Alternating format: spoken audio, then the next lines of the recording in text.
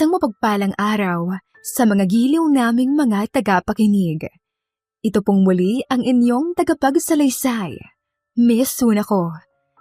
Samahan niyo po akong tunghayan ang isa na namang kakaibang storya ng buhay at pag-ibig ng ating story sender ngayong araw, na nagpapatago sa pangalang Jenna.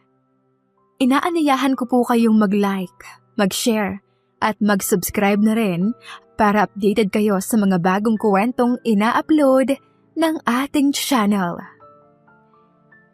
Isang masaya at magandang araw po sa inyo, Miss Sunako, at ganon din naman sa inyong mga walang sawang tagapakinig at taga-subaybay. Sana po ay nasa mabuti kayong kalagayan habang binabasa nyo ang liham kong to. Itago nyo na lamang po ako sa pangalang Jenna. Sa ngayon ay 45 taong gulang na po ako at kasalukuyang naninirahan dito sa Pasig City. Nangyari ang kwentong ibabahagi ko sa inyo noong ako ay nasa 21 taong gulang pa lamang. Kakagraduate ko lamang noon sa college at kaagad na nakapagtrabaho sa isang publishing house na located dito lang rin sa Pasig. Tungkol nga po pala sa boss ko sa trabaho, sa totoo lang po ay kapitbahay namin siya. Sa katunayan, ilang bloke lang ang pagitan ng bahay namin sa bahay nila. Madalas ay nagkikita at nagkakasalubong pa kami sa daan noong panahon na wala pa siyang kotse. Noong mga panahon na nagsisimula pa lamang siyang palaguin ang kaniyang negosyo. That time ay estudyante pa lang ako. Ngunit ni minsan ay hindi kami nag-usap o nagngitian man lang nito. Tama nang magkita at magkasalubong kami. Ganoon na lang. Kahit nga ang simpleng tanguan bilang magkapitbahay ay hindi namin iyon nagawa ni Boss Lance. Alam kong mas may edad siya sa akin dahil noong mga panahon na nag-aaral pa lamang ako ay nagsisimula na siya ng sariling negosyo. At nang lumaki nga ang negosyo niyang iyon, ay ginawa niyang isang publishing company na mabilis rin namang naging maunlad ng mga sumunod pang taon. Kaya naman, naisip ng aking ina na doon na lamang ako mag-apply ng trabaho pagka-graduate ko ng college. Pero ang ideyang iyon ni Mama ay hindi pabor sa akin. Paano ba naman kasi ramdam ko na ubod ng suplado ang lalaking iyon noon. At kahit nga ng mga panahon na nagkaroon na siya ng sariling kotse at nadadaanan kami sa kalsada, ay binubusinahan lamang niya kami ng malakas. Sa halip na pasakayin man lang kami upang makisabay pa uwi o kung saan man kami pupunta. Kaya naman, ganoon na lamang ang inis ko sa lalaking yun. Ngunit, dumating ang panahon after kong makagraduate, ay naging pahirapan noon makahanap ng trabaho. Kaya naman, nang wala na akong pagpipilian, ay napilitan na talaga akong mag-apply sa kumpanya ng kapitbahay namin na si Boss Lance. At sa laking gulat ko, ay siya mismo ang nag-conduct ng interview sa akin. Ilang mga series of interviews pa ang ginawa niya bago ko nakuha ang resulta. At maswerte naman na tinanggap niya ako noon. At dahil nga nakapagtapos ako sa kursong Mass Communication, Major in Journalism, ay nilagay niya ako sa posisyon bilang Editorial Assistant.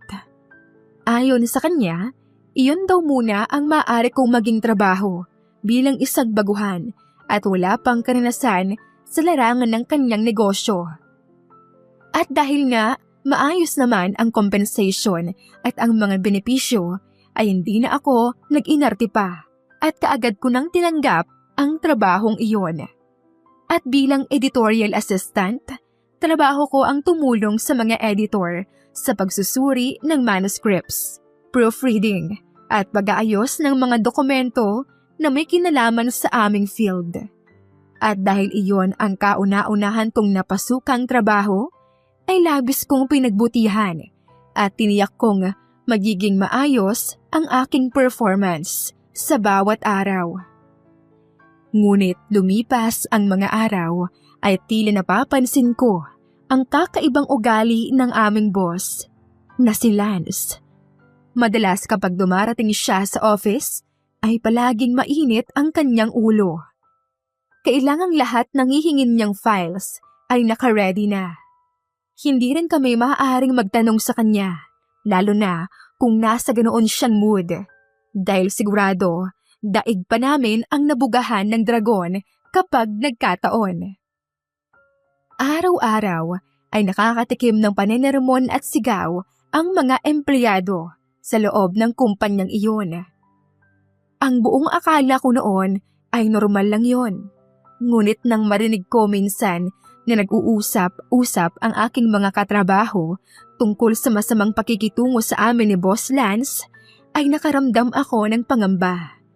Inisip ko kasi kung ang karamihan sa mga tauhan niya ay galit o may sama ng loob sa kanya, ay posibleng magkaroon ng mass resignation. At kapag nangyari iyon, unti-unting hihina ang negosyo niya dahil babagal ang produksyon. Kaya naman, ipinagdasal ko na lamang ang sitwasyon na yon na huwag na sanang lumala pa dahil marami sa amin ang mawawalan ng trabaho. Ngunit isang araw, maging ako ay hindi rin nakaligtas sa malatigaring ugali ng aming amo. Dahil nang inutusan niya akong kunin ang mga files sa kabilang building kung saan ay doon nanggagaling ang iba pang mga papeles, ay hindi ko napansin na mali pala ang naibigay sa akin at iyon ang labis niyang kinagalit. Simula noon ay naging araw-araw na ang paninita niya sa akin. Maging sa pinakamaliit na detalye ng aking trabaho ay hindi nakakaligtas sa paninita niya. Minsan pa nga ay nagagawa niya yon kahit sa harap ng aking mga katrabaho. May mga pagkakataon na napapahiya ako. Ngunit kapag napapatingin ako sa pinaka-close ko doon na si Mikay, ay tila sinasabi sa akin na huwag kang mag-alala.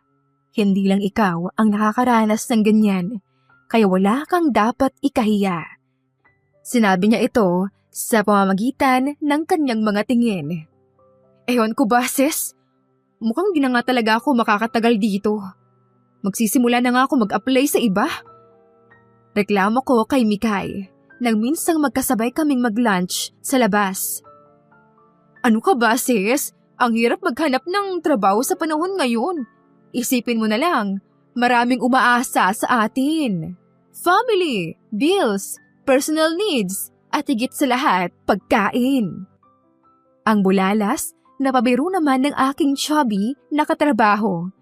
Mahilig kasi sa food trip si Mikay. Para kasi sa kanya, food is life.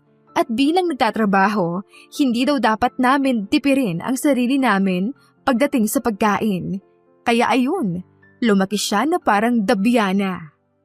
Pero kahit na ganun siya, sobrang bait niya sa akin. Kaya kahit napakaraming rason para mag-resign ako noon kay Boss Lance, ay isa si Mikay sa nag-iisa kong dahilan para manatili sa kumpanya. Lumipas pa ang mga araw at mas naging mahigpit sa amin si Boss Lance. Madalas ay pinapag-overtime niya kami kapag hindi namin natatapos ang trabaho within the day. Oo, binabayaran naman niya ang OT namin. Meron namang libreng merienda at pa-dinner.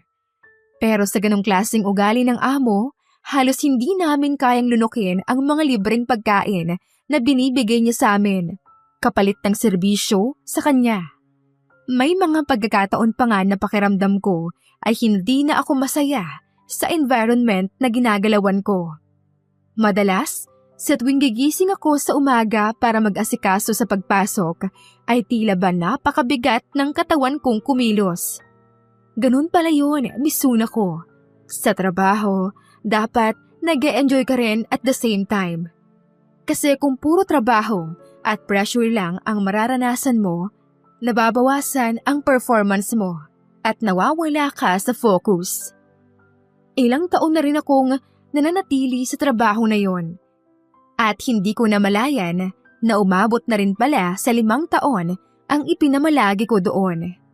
That time ay 26 years old na ako. At si Boss Lance naman ay nasa 45 taong gulang na. Kaya naman, mas lalo siyang naging iritable at demanding. Isang umaga, nang hindi nakapasok sa opisina ang kanyang sekretarya na si Jean, ay naisipan niyang pakisuyuan ako na ipagtimpla siya ng kape.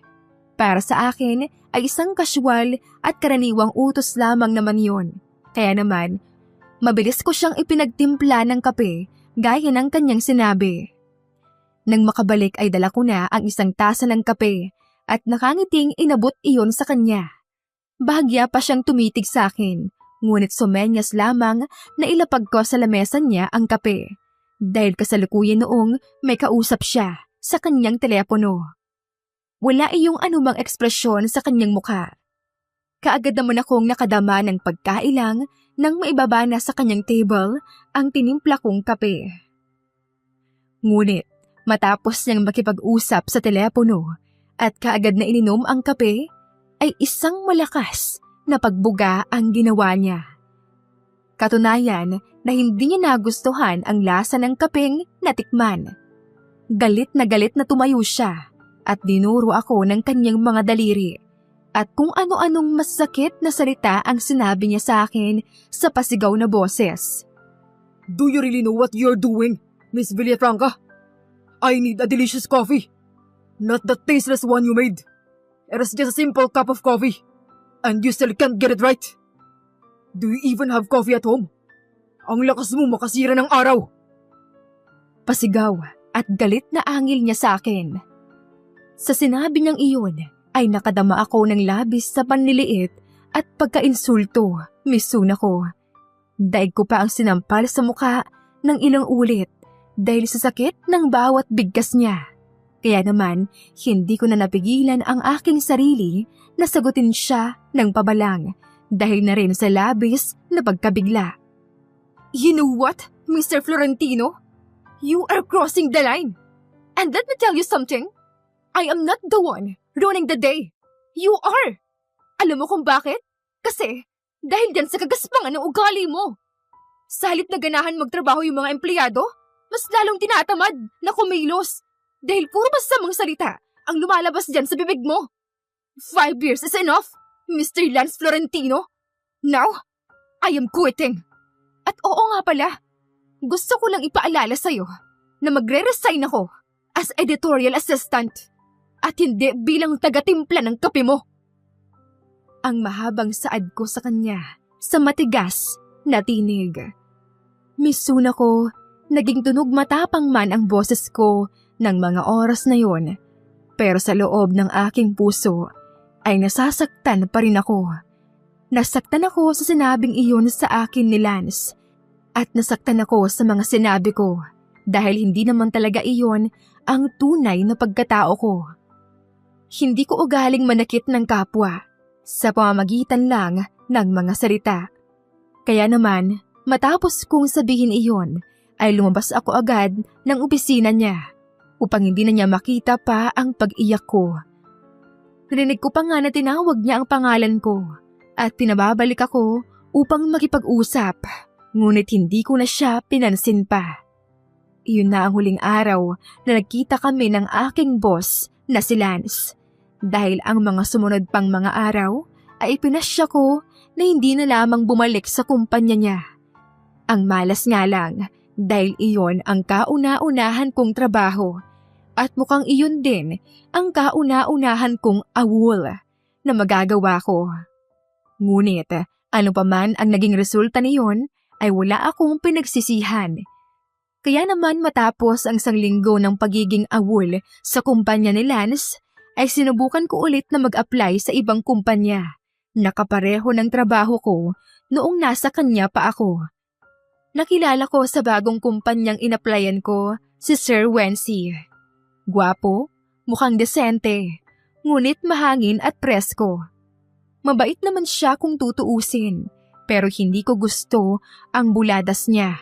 Lalo na nang mapag-usapan namin during the interview ang mga naging ex-girlfriends niya. The fact na hindi naman talaga iyon dapat sinasama sa business talks. Habang kausap ko siya, ay may biglang dumating na bisita at kaagad niya yung binati at nginitian.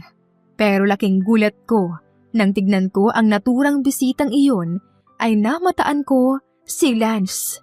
Ngunit tila hindi naman ito nabigla nang makita ako doon. Saglit na nagpaalam si Sir Wency upang ilagay sa cabinet ang mga hawak niyang files. At dahil sa kabilang silid pa iyon, ay naiwan kami ni Lance sa opisina ni Sir Wency. At nang dalawa na lang kami doon, ay bumulong siya sa akin na tila nagbabanta, ngunit matamis ang mga ngiti sa labi. I'm sure you won't get hired here at my best friend's company. Dahil ngayon pa lang, alam niya na nag-awol ka sa akin. Nangaasar na bulong niya sa akin, ngunit taas noo akong sumagot at tinitigan din siya sa kanyang mga mata. Can you stop? Don't mess with my life. Stay out of my business. Because I am no longer in your company. Ang pagalit na tugon ko naman sa kanya. Well, for you, yes. Wala ka na sa kumpanya ko. Pero hanggat wala pa tayong pinipirmahang resignation from both sides, you're still part of my company. At hindi ka pa rin pwedeng mag-apply sa iba. Nakangiti at nanguuyam pa rin na bulong niya sa akin habang titig na titig pa rin sa aking mga mata. And so, edi i-terminate mo ko. Gusto ko lang ipaalala sa iyo, Mr. Florentino, na wala akong any assets na kinuha sa kumpanya mo. At wala na akong balak pang habulin yung final pay ko. Kaya siguro naman, malaya akong dalihin sa kahit saan itong mga paa ko. Pagpapatuloy ko sa matigas na boses. Miss Sunako, aaminin ko, that time ay medyo nasasagad na ang pasensya ko sa kanya. Ngunit mas pinili ko pa ring maging kalmado, lalo na nang muling bumalik si Sir Wency sa office nito. Matapos ang engkwentrong iyon namin ni Lance sa kumpanya ng kaibigan niyang si Sir Wency, ay sinubukan ko pang muling mag-apply sa iba. Ang nangyari kasi, hindi nga ako tinanggap ng kaibigan niya na si Sir Wency nang mag-apply ako dito. Ayon daw dito ay hindi nila tinatolerate ang mga empleyado na may indecent resignation or in short, nag-awol. Ngunit kahit makailang beses pa akong nagpalipat-lipat sa mga ina-applyang trabaho, ay natiling hindi ako natatanggap. Kahit pa nga magaganda naman ang mga feedback sa akin during the interview. At alam kong walang ibang may dahilan ng lahat ng iyon, kundi si Lance lamang. Kaya naman isang araw ay pinasya kong sugurin ito sa opisina upang kumprontahin. Ngunit iyon naman pala ang pinakamaling nagawa ko sa buong buhay ko. Nagpupuyos ako sa galit na pumasok sa kanyang silid habang iniisa-isang banggitin sa kanya ang mga kumpanyang inaplayan ko na batid kong meron siyang koneksyon. Pero isang nakakalokong ngiti at tawa lang ang sinagot niya sa akin. Dito ka lang sa akin pwede magtrabaho, Jenna. Wala kang ibang pagbibilian. Dahil para sa akin, meron ka pa rin koneksyon sa kumpanyang to at hindi mo maaaring talikuran ang obligasyon na yun. Tugon nito at inilapit pa ang mukha sa aking mukha. Sa sinabi niyang iyon ay nagpantig ang aking tenga at hindi ko naiwasang masampal siya ng malakas. Pero matapos kong gawin iyon ay kaagad niya akong kinabig at mahigpit na niyakap bago madiin na siniil ng kanyang mga labi ang aking mga labi. Pinilit kong itulak siya ng mga oras na yon. Ngunit dahil sa kakaibang kuryente na bumalot sa akin ay tila ba nanghina ako at hindi na naituloy na pigilan pa siya. Nadala ako sa kanyang mga halik at naganap nga ang hindi dapat mangyari. Matapos ang lahat ay mabilis kong nilisan ang kanyang opisina at walang anumang salita ang lumabas sa aking bibig. Narinig ko pa noon ang pagtawag at paghabol niya sa akin, ngunit hindi ko na lamang siya muli pang pinansin gaya noong unang pagkakataon na umalis ako sa kanyang kumpanya. Mabilis na lumipas ang 2 buwan na hindi muna ako sumubok mag-apply ng trabaho, Miss Sunako. Kahit paano naman ay may naitatabi pa ako at naipon mula sa mga kinita ko sa pagtatrabaho noon kay Lance. Tila ba nawalan ako ng gana at inais kong magpahinga muna sa anumang uri ng trabaho. 2 buong buwan na nagkukulong lamang ako sa bahay at hindi gumagamit ng anumang social media accounts. Panaynood lang sa movie ang inaatupag ko at kumain bago matutulog. Iyon ang naging daily routines ko. Pero isang araw, nabigla ako sa nalaman na dahilan kung bakit ganoon ang naging pakiramdam ko sa nakalipas na mga araw. Iyon pala ay dahil sa ako ay nagdadalang tao. Nalaman ko yun nang minsang magpapacheck up lamang sana ako dahil ilang araw at linggo nang sumasakit ang aking ulo at nagkakaroon ako ng hindi inaasahang biglang pagkahilo at pagsusuka. Ngunit iyon ang katotohanan na tumambad sa akin na hindi ko halos mapaniwalaan. Nang malaman ko yon, ay kaagad akong muling nagtungo sa opisina ni Lance. Ang unang pakay ko sana ay pakiusapan siya na tigilan na ang pakikipag-usap sa mga kadikit niyang kumpanya upang ipa-blacklist ako upang makabalik sa pagtatrabaho. Lalo pa ngayon at meron na akong obligasyon. Sa totoo lang, Miss Suna ko, wala naman akong balak ipaalam sa kanya ang tungkol sa pagbubuntis ko. Dahil unang-una sa lahat, ginusto kong madala ng aking nararamdaman noon, kaya may nangyari sa amin.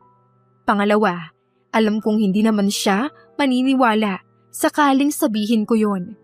At ikatlo, wala namang namamagitan sa aming dalawa. Ang buong akala ko ay naging maayos na ang usapan namin at nagkasundo na kami na gagawin niya ang aking hiniling. Ngunit, nanatili akong blacklisted sa mga kumpanya na konektado sa trabaho na pinasukan ko sa kanya noon. Nang mga panahon na yon ay nais kong balikan at sugurin si Lance at saktan siya. Nais kong gumawa ng ingay at iskandalo. Subalit naisip ko na baka makasama lamang iyon sa kasalukuyan kong kondisyon. Kaya naman humantong ako sa isang desisyon na hindi ko alam kung tama ba o mali. Nang mga panahon na yon ay hindi ko na yon inisip pa. Basta ang tanging laman ng utak ko noon ay gagawin ko ang lahat para sa magiging anak ko. Lakas loob kong pinuntahan ang bahay nila Lance at dahil nga ilang block lang naman ang pagitan nito sa aming bahay ay nagawa kong kausapin ang kanyang mga magulang. Sinadya kong magpunta roon sa oras na wala siya sa bahay sapagkat ang plano ko talaga ay dumirekta sa kanyang mga magulang. Nang mga panahon na yon ay walang kaalam-alam ang aking ina sa lahat ng mga nangyayari sa akin. Basta ang batid lamang niya ay yung sinabi ko na hindi muna ako magtatrabaho at magpapahinga muna kahit ilang buwan lang. Maayos naman akong tinanggap ng mga magulang ni Lance, lalo na nang makilala nila ako at malaman na halos magkalapit lamang ang aming mga bahay. At doon nga, ipinagtapat ko sa kanila ang lahat. Lahat-lahat, Miss Suna ko. Maging ang tungkol sa nangyari sa amin ni Lance at ang pagpapablacklist niya sa akin sa mga kumpanyang plinano kong applyan noon. At nang malaman iyon ng kanyang ama, ay halos hindi iyon makahinga sa labis na galit nito sa anak. Kaya naman, pinabalik na lamang nila ako sa ibang araw upang muling kausapin na kaharap si Lance. Matapos ang ilang araw, ay muli na nga akong bumalik sa bahay nila Lance. Maging siya ay hindi makapaniwala na magagawa kong dumirekta sa kanyang mga magulang upang magsabi ng totoo. Habang nasa kalagitnaan kami ng pag-uusap, ay biglang nagsalita si Lance na tila hindi nagustuhan ng kanyang ama. Teka, paano ko makakasigurado na sa akin lang ang batang yan? Matapos lang may nangyari sa atin. 2 buwan kang di nagpakita sa akin. Tapos ngayon, heto ka bumabalik para sabihin yan. Tila irritabling wika nito sa akin. Sa puntong iyon ay kaagad na tumayo ang kanyang papa at mabilis siyang sinuntok sa mukha. Galit na galit ito na nagsalita habang hinihingal. Walang iya kang bata ka. Wala sa lahi natin ang responsable. Hindi ganyan mag-isip ang mga Florentino. Tandaan mo yan, Lance. Gigil na bulalas nito na kaagad namang inawat ng ina ni Lance na si Mama Francia. Habang sapo ang bandang puso ni Papa Tonyo ay ang ina naman ni Lance ang nagsalita. Maging ito ay hindi rin naniniwala na kay Lance ang dinadala kong sanggol. Ngunit nanindigan ako na hindi ko na iyon kailangan pang ipagpilitan. At ang nais ko lamang ay itigil na ng kanilang anak ang pagpapablacklist nito sa akin. Kaya naman nagbitaw ng isang kasunduan si Mama Francia. Ayon dito, hindi nila basta-bastang aakuin na apo nila ang dinadala ko. At hindi rin muna kami ipapakasal ni Lance hanggang hindi ko pa na ipapanganak ang sanggol. At kapag inilabas ko na raw iyon, ay nais nila itong ipa-DNA test. Ngunit hindi nagpatinag si Papa Tonyo at nagbigay din ito ng kondisyon sa kanyang anak at asawa. Sige, papayag akong ipa-DNA test ang sanggol kapag naipanganak na siya ni Jenna. Pero kailangan sagutin ni Lance ang lahat ng kakailanganin sa kanyang pagbubuntis hanggang sa kanyang panganak.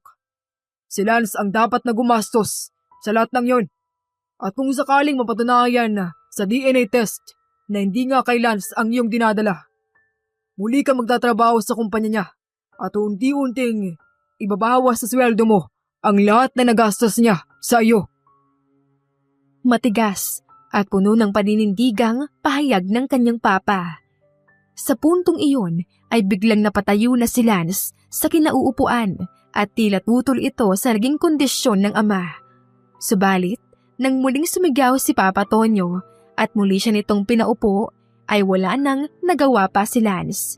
At sa halip ay sumang-ayon na lamang sa kasunduang naisip ni Papa Tonyo. Samantala ako naman, ng mga oras na yon ay buong tapang na kaagad pumayag sa inilatag na kondisyon ng kanyang ama. Dahil alam ko sa sarili ko na walang ibang ama ang aking dinadala, kundi si Lance lamang. Kaya naman, natapos ang usapan na yon na lahat kami ay nagkasundo. Mabilis na lumipas ang mga buwan at naipanganak ko ang sanggol. Kaagad naman yung sumailalim sa umbilical cord DNA testing. At matapos nga ang ilang araw ay lumabas na ang resulta nito at naiyak ako sa tuwa nang malaman kong genetic match ang kinalabasan niyon. Ibig sabihin, kaming dalawa nga ni Lance ang mga magulang ng sanggol. Nang malaman iyon ng mga magulang ni Lance, ay kaagad nilang inayos ang pagpapakasal namin ng kanilang anak. Hindi nagtagal ay napansin ko rin ang unti-unting pagbabago nito sa akin. Mas naging malambing na siya kahit na hindi pa man kami lubos na naikakasal. Maging ang aking ina ay nagulat sa mabilisang proseso ng mga pangyayari.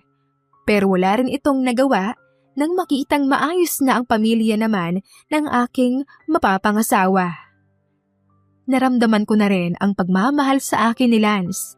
At isang araw ay pinagtapat niya sa akin noon pa lamang na mahal niya na raw ako. At kaya daw ipinablacklist niya ako sa ibang kumpanya ay dahil ayaw niyang malayo ako sa kanya. Maging kahit sa kaibigan niyang si Wency na kilala niyang ubod ng pagiging babaero. Unti-unti ay nauunawaan ko na ang lahat. Mali pala ang inaakala ko noon na naging makasarili siya at ninais na sa kanya lang ako magtrabaho at siya lang ang tanging makinabang. Hindi naglaon ay naging mabait na siya sa mga empleyado at naging magiliw sa mga iyon. At sa tuwing mainit ang kanyang ulo ay mas pinipili na lamang niyang hindi makipag-usap sa mga ito. Ilang mga buwan pa ang lumipas ay naitakda na nga ang kasal namin ng aking asawa na dati kong boss na ubod ng sungit.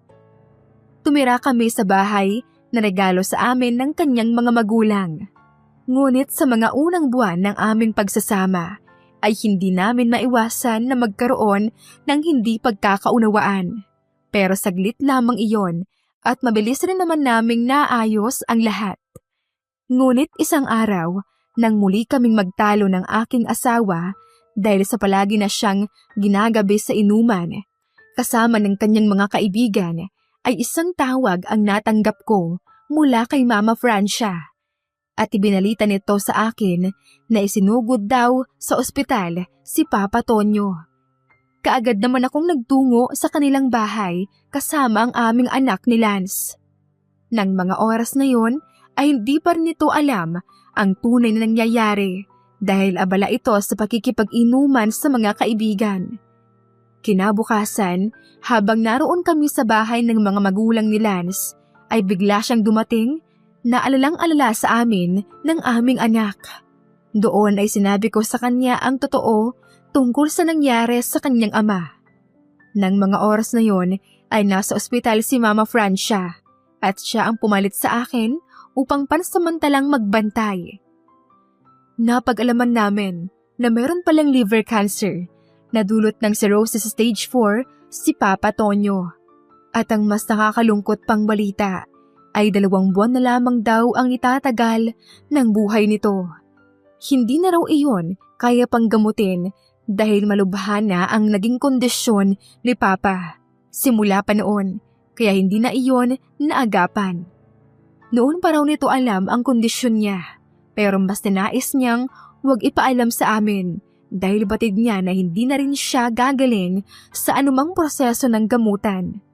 At gaya ng inaasahan, nang malaman iyon ng aking asawa, ay nanlulumos siyang napayakap sa amin ng kanyang anak ng mahigpit. Narinig ko pa ang impit na pagkagulgol niya habang yumuyog-yog ang mga balikat. Ramdam ko ang bigat sa kanyang puso ng mga oras na yun. At upang pagaanin ang kanyang kalooban, ay ginantihan ko rin ito ng mahigpit na mga yakap at halik. Matapos ang ilang araw, ay nakauwi na nga si Papa Tonyo sa kanilang bahay. Doon na lamang iyon magsastay hanggang sa dumating na ang araw nito ng pamamaalam. Labis ang kalungkutan ng buong pamilya ng mga panahon na yon, misuna ko. Kaya pala ninais niyang mapabuti ang aming kalagayan at ang aming relasyon ay dahil alam na pala niya na hindi na siya magtatagal at lilisanin na rin ang mundo anumang oras. Sumapit nga ang 3 buwan at tuluyin ang binawian ng buhay si Papa Tonyo. Bagamat handa na ang lahat sa pangyayaring iyon, ngunit ramdam pa rin namin ang sakit at labis na pighati noong mismong araw ng kanyang pagpanaw. Ganun pa man, hinding-hindi namin makakalimutan ang isang tao na nagawang pagbaguhin ang aming buhay bago pa man matapos ang kanyang buhay. Sa ngayon, misuna ko, ay masaya kaming nagsasama ng aking asawang si Lance. Nagkaroon pa kami ng 2 anak. Habang si Mama Francia naman ay nagdesisyon na lamang na magstay sa kapatid niya sa Italy for good. Hanggang dito na lamang po ang sulat kong to. At sana po ay nakapulutan nyo ng aral at nagbigay ito ng inspirasyon sa ating lahat. Muli ay maraming salamat po. Lubos na gumagalang, Jenna ng Pasig City. Sana po ay nagustuhan ninyo ang ating kwento ngayong araw. Ako po ang inyong tagapagsalaysay, Miss Sunako. Maraming salamat po sa inyong pakikinig at hanggang sa susunod na kwento.